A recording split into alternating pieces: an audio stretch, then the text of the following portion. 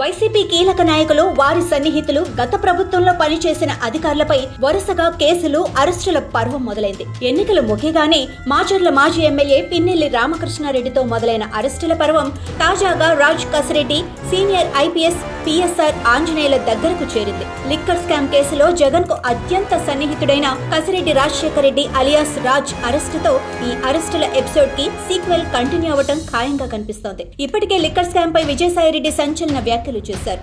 Liquor scam లో కర్త కర్మ క్రియ అన్ని రాజ్ కసిరెడ్డి అని చెప్పడం కలకలం రేపింది. వైసీపీ ప్రభుత్వ హయాంలో ఆంధ్రప్రదేశ్ ప్రభుత్వానికి ఇన్ఫర్మేషన్ టెక్నాలజీ సలహాదారునిగా పనిచేసిన రాజ్ కసిరెడ్డిని జగన్ ఏరి కోరి తెచ్చుకున్నారు. విదేశాల్లో కసిరెడ్డికి పలు వ్యాపారాలున్నాయని, ముఖ్యంగా లిక్కర్ కంపెనీలు ఉన్నాయంట.